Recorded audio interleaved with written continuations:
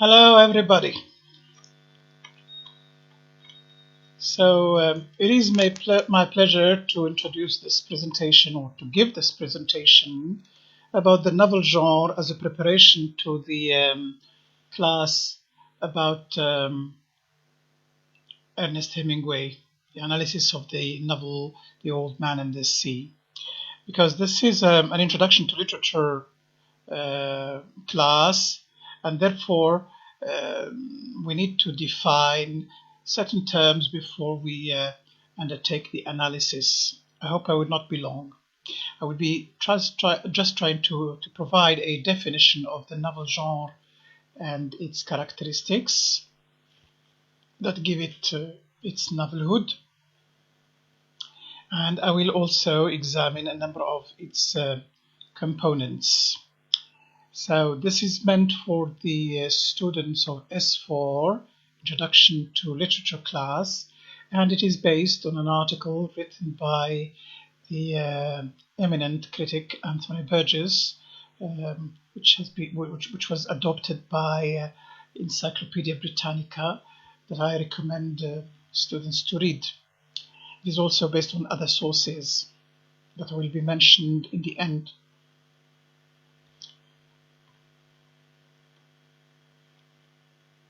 The outline of the current presentation will be as follows.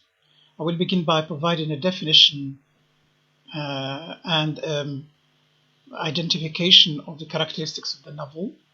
We'll discuss these things so that we'll be clear about it. And then I will proceed by discussing 3 or 4 components of the novel, the things that make up the novel. Plot, characters, setting, and point of view. I may not be able to do that in one session, unfortunately, because I insist. I don't want to be boring, so probably I will divide this lecture into 4 or 5 sections. Let's begin from the beginning then. Definition.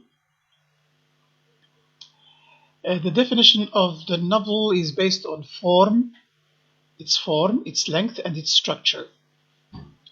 That's true, because when you want to define something, you need to look at its form and its function. So let's begin with the form. And let's use this definition, which is very apt, very appropriate, provided by Anthony Burgess, the one I mentioned just now.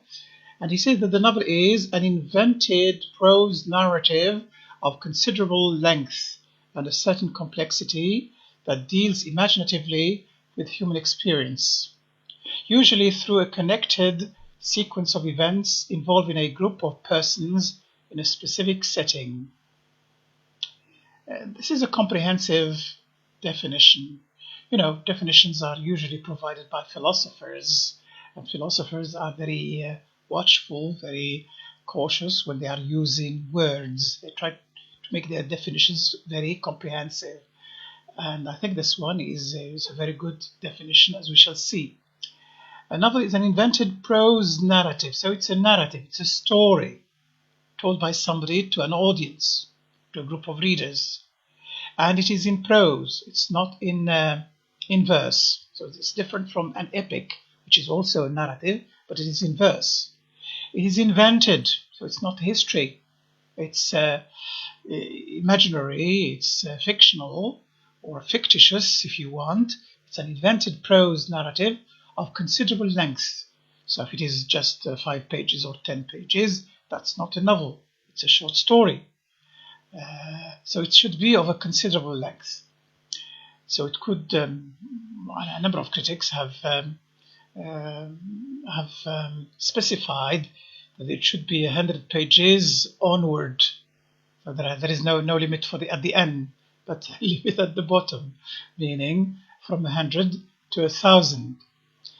Of a considerable length and a certain complexity. Yes, a novel needs to be complex. It's different from a short story.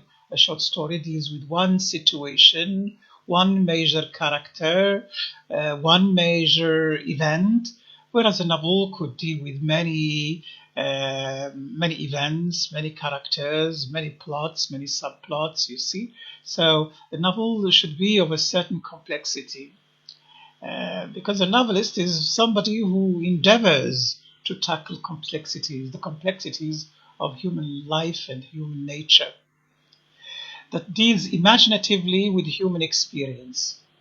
Yes, I've already said this, that a novelist or literature writer is doing a job which is very similar to that of the philosopher or the psychologist. The only difference is that the poet or the novelist or the storyteller is a creative writer, whereas the philosopher is reflective or analytical kind of writer, and so is the psychologist. The psychologist is trying to come up with a theory, whereas a novelist tries to create a situation from which we could draw lessons, usually through a connected sequence of events. So the novelist is a plot builder. He's good. He has got the skill of building a plot, of connecting events, of building stories out of different events involving a group of persons. So there are protagonists, there are antagonists, there are secondary characters, etc. So it's a small world. It's a society. It's a microcosm, or let's say it's an image of the world. Actually, it's another world. It's a reflection of the world, or as James Joyce says, it's a slice of life in certain cases. We shall come to that later. So this is a definition which stresses 3 or 4 features: prose, not verse; narrative, that is a story invented, that is created, and about a human experience. A novelist is a specialist of human nature and of human experience. He's an observer of human experience, and he recreates situations to to get across a message through his narrative discourse. In a specific setting, I forgot to mention this one. In a specific setting, yes, the setting is also important, where the events take place. The social, the socio-economic, the historical context are very important because they help in determining character. There are different types of the novel. Well, we could mention about 6, and there are probably more, much more than that, which means that the novel is a vast kind of genre which encompasses several types and styles, such as the picaresque, the epistolary novel, the Gothic novel, the romantic novel, the realistic novel, and the historical novel. These are just a few. Picaresque is about a picaro, it's a word which comes from Spanish, a rogue,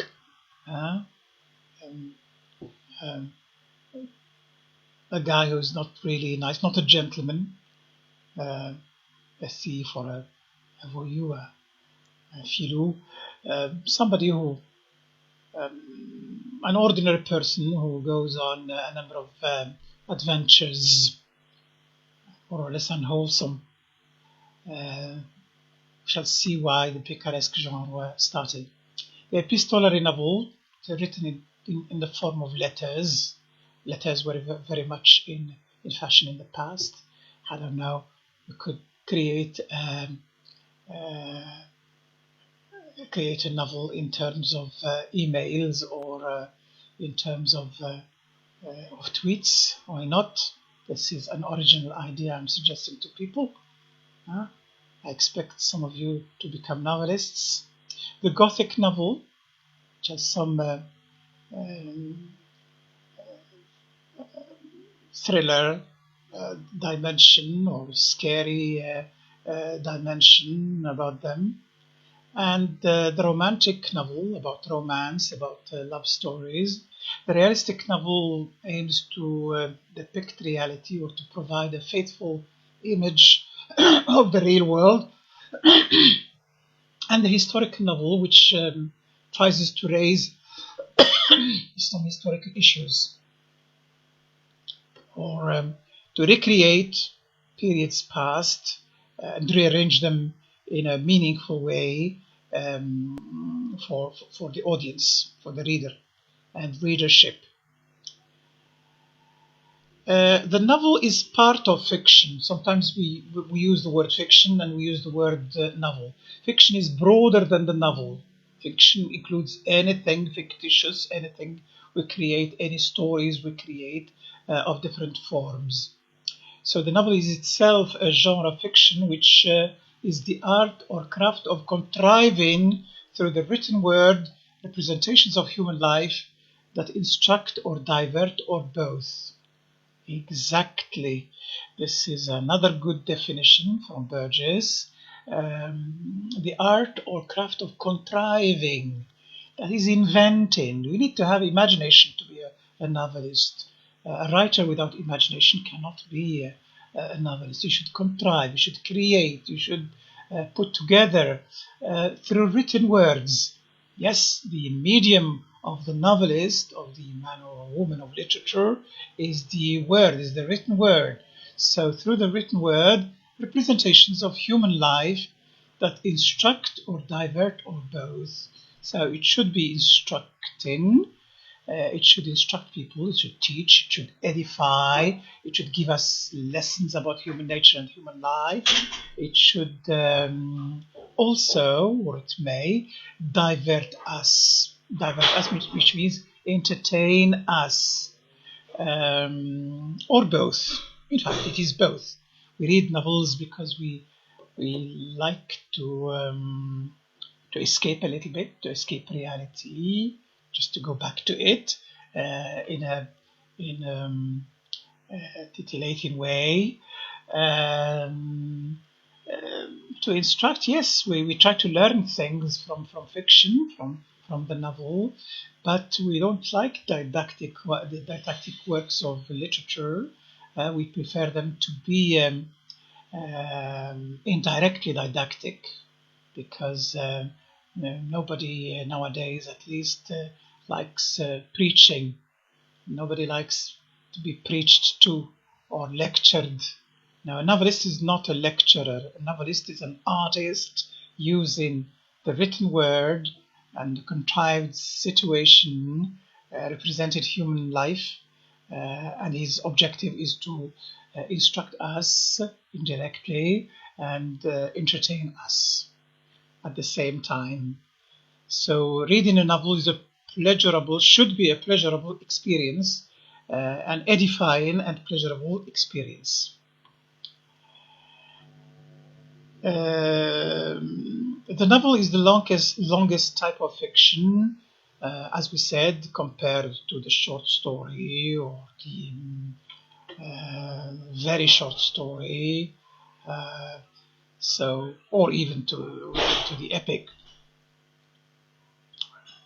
Fiction ranges from the anecdote to the longest conceivable novel. Yes, so it starts from the anecdote, which could take one page probably, and the longest conceivable novel. Write it as long as you like. We'll call it a novel. Don't worry, it should be called a novel. I will mention in a while À la recherche du temps perdu, which was in 7 volumes by Marcel Proust. So it is a novel, and there are many people who enjoy it and consider it one of the masterpieces of world literature. So the criterion of length is a very important one. Why? I think it's because a novel should be detailed, should provide a detailed image of reality, or an image of reality. If it is it is a snap, it cannot be called a novel. It should have long breath. It should display a lot of detail. It should be convincing. A novel will not be convincing until it is fully detailed, until it provides a detailed image of real life. When fiction is long enough to constitute a whole book, it may then be called a novel. So, a novel should be within the bounds of a book. It could be a small book, but usually a medium-sized to a very long, multi-volume sort of book. However, length is not always the criterion.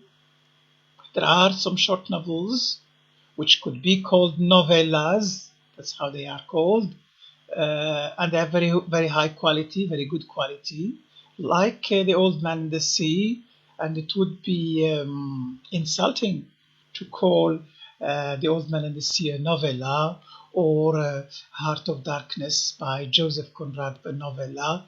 Both of them do not exceed 100 pages, but they can be put in the form of a book, and so length is not always the criterion of novelhood. A short novel is called a novella or a novelette, and a very long novel is more than one volume is called roman fleuve, like À la recherche du temps perdu, which I mentioned a while ago. The difference between novella and novelette is one of seriousness. There are some novellas which are quite serious, contain some deep reflection, like The Fox by D.H. Lawrence. But a novelette could be just a light story for entertainment, purely and simply. Length is very much one of the dimensions of the genre in this case, then. Novella versus novel. The origin of the noun novel comes from the Italian word novella, and it means new. Remember this, etymologically speaking, novel comes from novella, from Italian. So the idea of newness, of novelhood, of something new, or bringing some new information, like les nouvelles in French, this is why a novel should always be original. There is no novel looking like another novel, exactly like another novel. Well, you may find some which are similar in message or in content, but not in form. Every novel is a unique piece of art, like pottery. Someone working on pottery will never make the same pot or the same dish twice. It's always something different. So the novel is new. It should have something new about it. So this was the origin of the word. And the Decameron was a prototype. The Decameron, written by Boccaccio in Italy in the 14th century, which I mentioned earlier on, is a series of novellas or anecdotes. So this is how the novel started. But we shall see that the novel is different from or has grown into maturity. It started in a primitive form and developed very fast to become what it has become nowadays.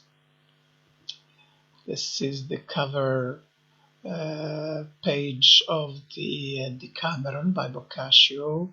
As I mentioned before, it's the story of a number of people who were confined during a pandemic like this one, and they had to tell each other stories. But it is not very deep psychologically or intellectually. It's mainly entertaining. So the Decameron is one of the prototypes of the modern novel.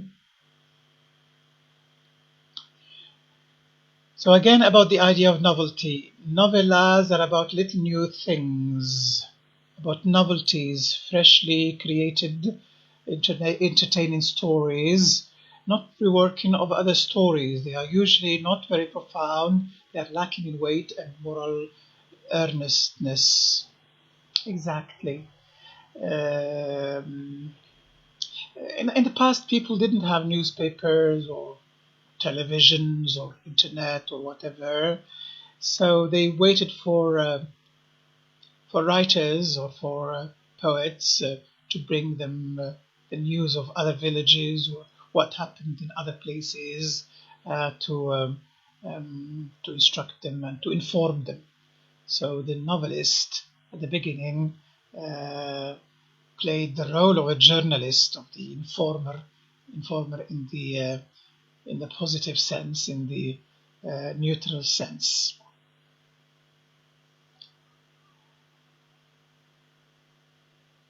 The novel genre is very broad, as we can see. It contains lots of things, and those things range from trivial to serious. Exactly. So you can find high quality novels, medium quality novels, and very low quality novels. Some novels are trivial, and others are highly serious. So it has not always been seen as a very serious art. It can be frivolous. It's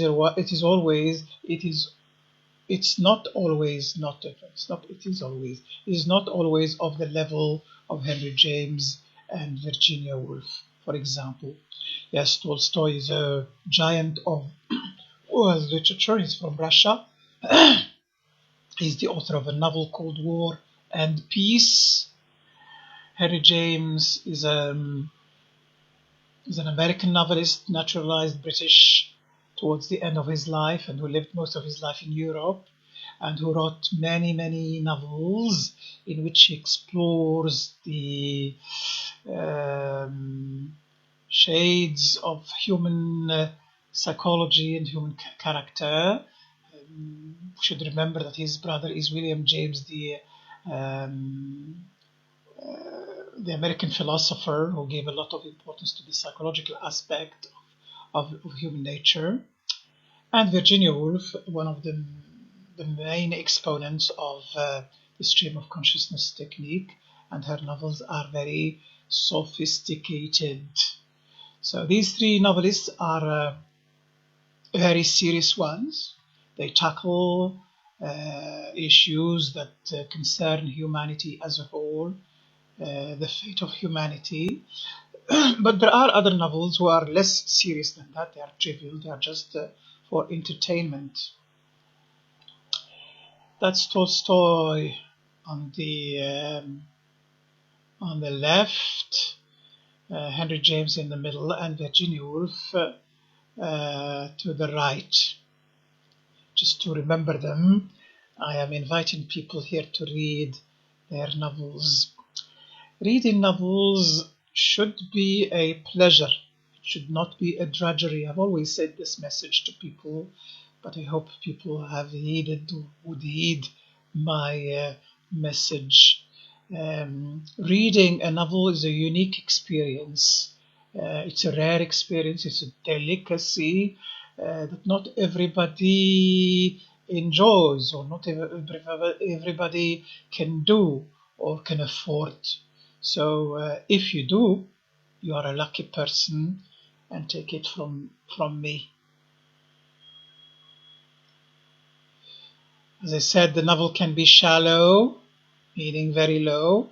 It can it can be shamefully commercial, and there are many commercial things. So there is a commercial aspect of it. Some writers write novels because they feel they have a message to send to people, to the readers, or they have a mission to do in this life, and others consider themselves entertainers, and they do it for for a commercial purpose to sell their product. So it's a commercial product after all. But it has another function, which is a serious one we mentioned a while ago. The commercial novels cater in for the needs of readers looking for sentimentality. Many people are looking for sentimentality. Those who read novels by Barbara Cartland, for example, who is reading them nowadays, or Jean Le Carré, or the writer of James Bond, etc. And there are some people who are looking for pornography as well, because it exists, but not anybody needs that nowadays. Shallowness throughout history. Yeah, I'm not happy to say this, but it's a fact. The novel has not always been serious.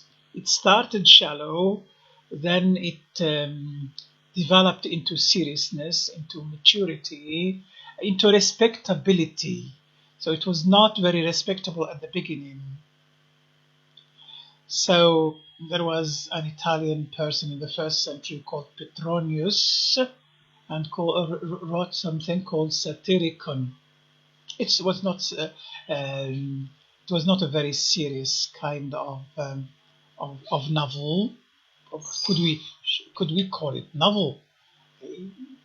It's a narrative of some length, but not of the depth of what we nowadays call novels. So I think this is another criterion that should exclude some works like Petronius's Satyricon of the 1st century Anno Domini AD, and Lucius Apelius' Golden Ass, which is all equally trivial and shallow. They both contain many of the popular elements that distinguish the novel from its nobler relative, the epic poem. Yes, the epic was something exalted, something high, something elevated, something very serious, about the serious aspect of human nature and human life. But the early narratives, let's not call them novels, were very shallow, probably because they were a sort of alternative, and probably because they appealed to a certain audience. This is the cover page of Petronius Satyricon, which is in French, Italian, and English. There are translations.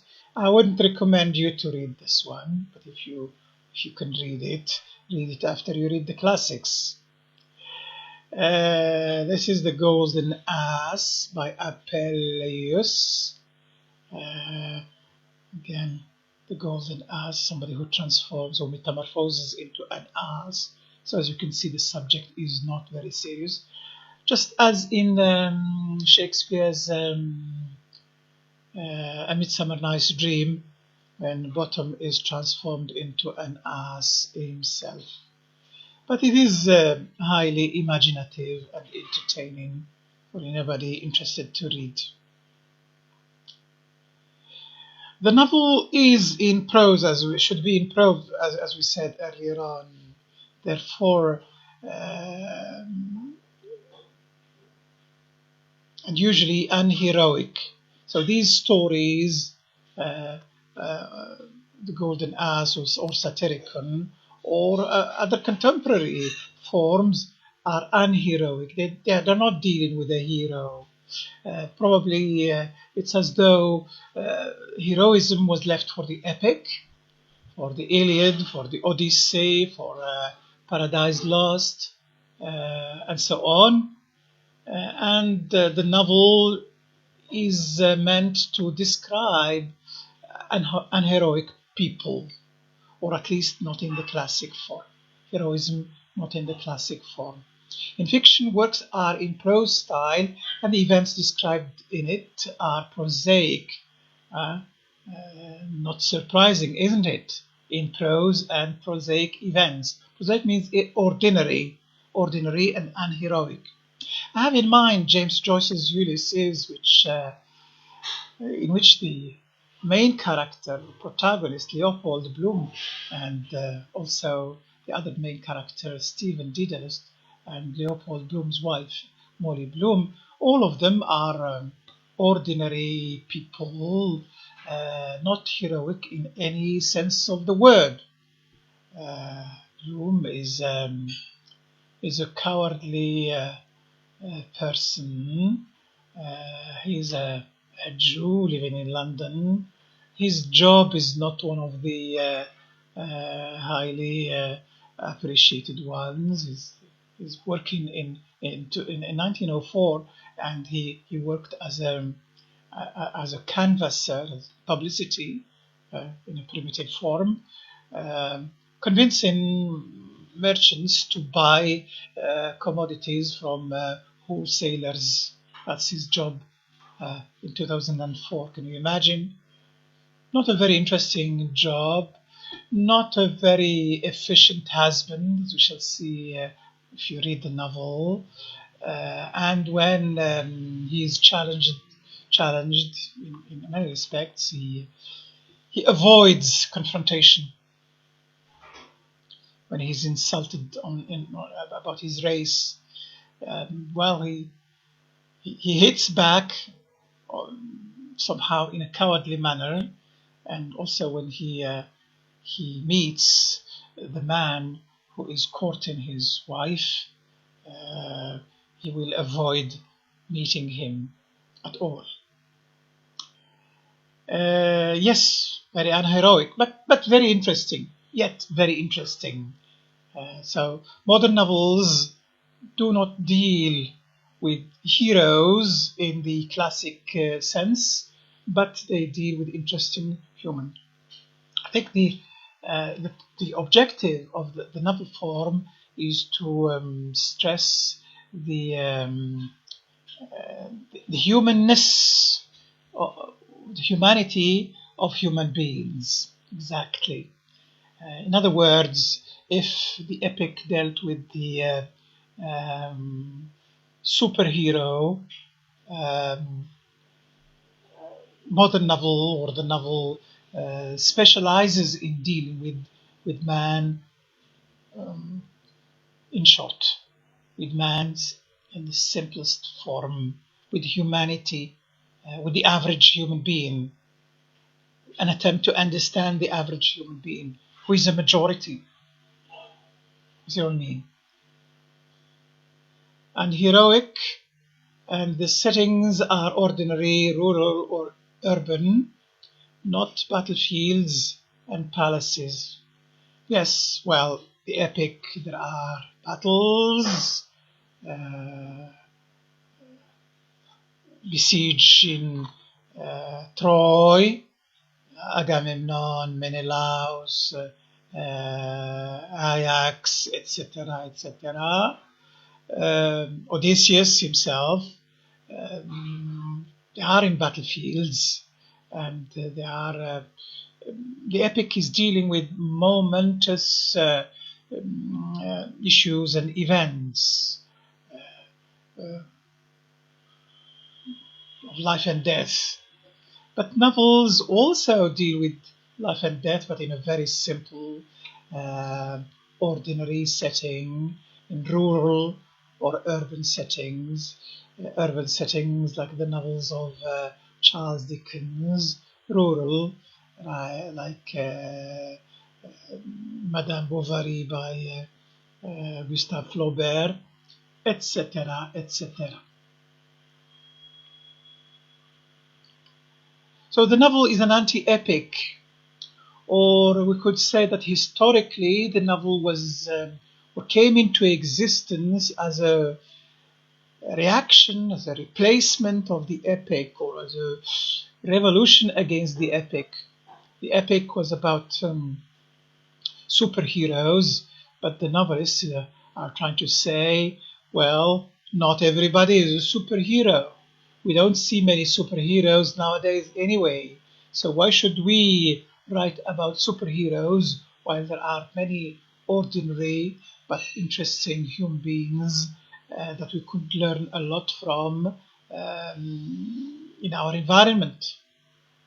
Novels rarely contain physical heroism. Yeah, they could, but on a small scale. Uh, but there is psychological heroism, yes. There is, for Ernest Hemingway. The dialogue in them is homely rather than aristocratic. So the dialogues of novels is usually ordinary speech. It's not any highly stylized kind of dialogue, unless the characters are intellectuals, or in that case, but they wouldn't discuss important issues in the dialogue. Right. When Rome was declining, there was a need for a literary form that was anti-epic in both substance and language. Yes, so it all started in Rome. It all started in Italy. I think Italy should be acknowledged as the origin of lots of things, or lots of good things in Western Europe. Uh, Italy was the first to invent, to discover a number of things. They were the first to spread a lot of its civilization and to initiate other forms of the same civilization, if not, if we don't use the civilization in the plural form. So the traditional hero is turned unheroic. In Petronicus Satiricon, as I told you, the main character is a nouveau-riche, vulgar person. So you understand. And in Apuleius' Golden Ass, the main character is turned into a donkey. So unheroic. So these works were meant to be funny and nothing more. So personally, I wouldn't consider them to be novels. They are narratives, but not novels. We shall see the novel in the early 18th century with Robinson Crusoe, right? With Daniel Defoe, with Daniel Defoe's Robinson Crusoe and Henry Fielding's Pamela. The novel should deal with the psychological aspect of the character, should explore the psychology of the characters. This is it should not just be, it need not only be funny. It should be an exploration of psychology and of human nature and of the human condition. Now, the novel is often in many European languages is called roman. Several European languages. In French, it is called roman. In German as well.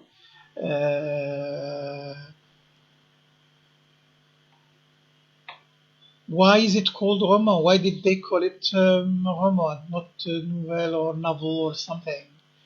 It originates from medieval chivalric romance, because again, as I told you, maybe it started in Rome, and then in the medieval period there were some romances or narratives retelling the stories of knights delivering princesses from dragons, etc. Love stories which ended which had usually a happy ending. And they were called romances because the word romance comes from romanis, which comes from the Italian, which means the vernacular, the local language, the ordinary language. So this is a very important element. It should be written in the ordinary language, and not in the highly stylized form of language, Latin or so, but just in the vernacular, ordinary language of the the European nations, not in the traditional Latin, which is used in epics and gave the heroic view of Christian man, replacing the heroic pagan. Yes, the epics, the old epics in Greece and Rome were not Christian. They were about a pagan hero and superhuman. But the romance in Europe in the Middle Ages dealt with a Christian hero, Christian role model. So this appellation was adopted by the French and Germans. So the name was given to the genre that would later replace the romance in French and German, and they call it Roman. And in Italian it's called romanzo, and novella in Spanish, and novella in Spanish. Now, we should stop a little bit at a literary work which was a turning point in narrative fiction. Don Quixote by Cervantes, Miguel de Cervantes, the Spanish guy. Don Quixote is a novel about not a heroic person, about an anti-hero actually. That's Don Quixote, who is dreaming of chivalry, but he's hilarious. He's comical in his attempts to achieve. He's a delusional person seeking to achieve heroism in an age that has none, and he has no follower except his assistant Sancho Panza riding his donkey. Whereas Don Quixote rides an old horse, and he's using his lance to fight the windmills. He's a fool. He's a crazy man. So this could be classified with the previous narratives, uninteresting, shallow narratives. But the only difference is that it has a psychological dimension. So much so that we could consider Don Quixote to be the first novel internationally. We shall see later on there's a discussion about when did it start and where. It's not easy to decide, but Don Quixote is a turning point. By the way, Miguel de Cervantes was more or less a contemporary of Shakespeare.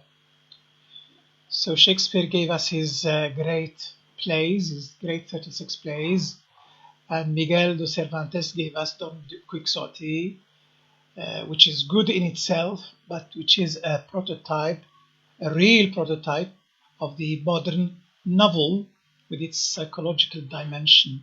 Don Quixote precedes Daniel Defoe's Robinson Crusoe, and precedes also Daniel Richardson's Pamela.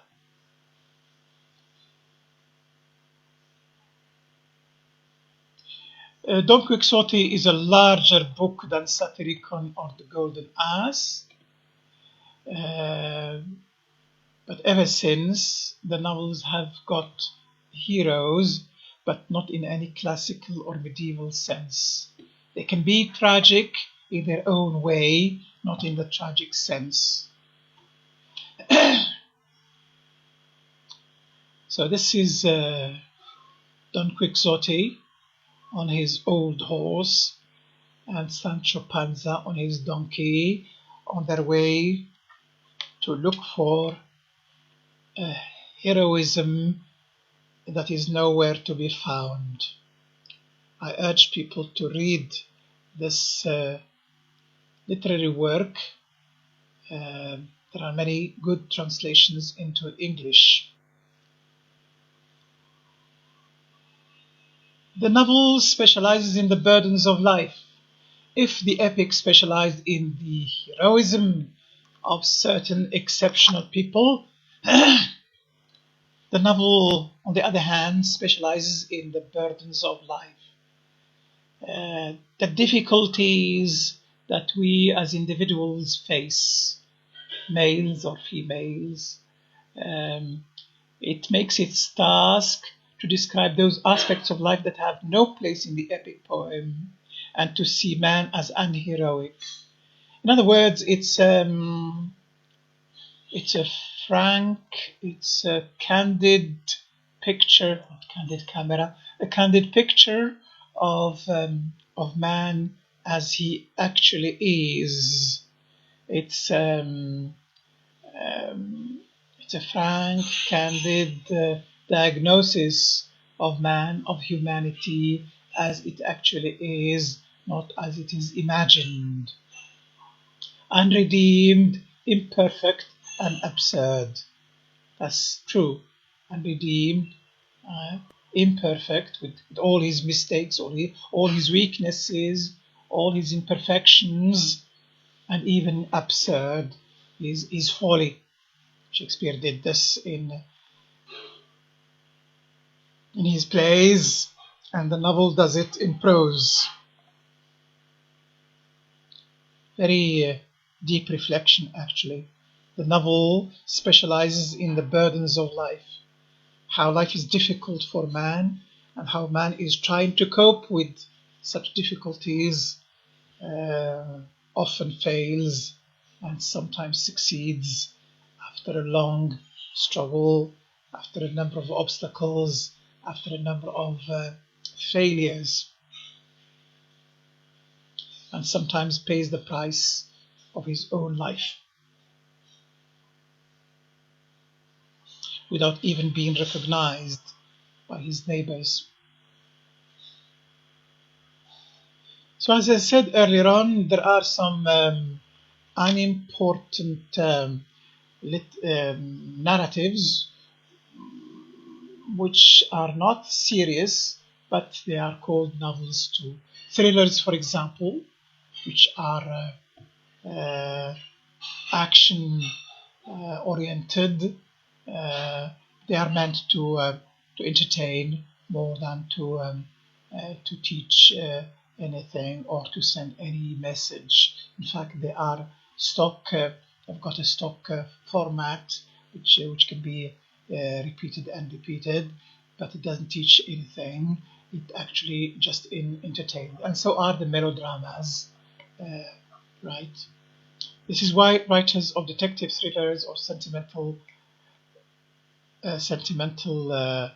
melodramas can too call themselves novelists, but not novelists in an attempts to reach the elevation of outlook of a John Milton.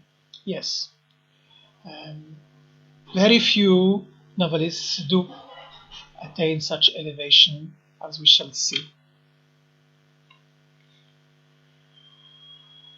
Okay, thank you very much. I will stop here and I will make another recording. So I hope you have understood what a novel is, how it started and how it developed, and what is its function and what is its content. Thank you very much.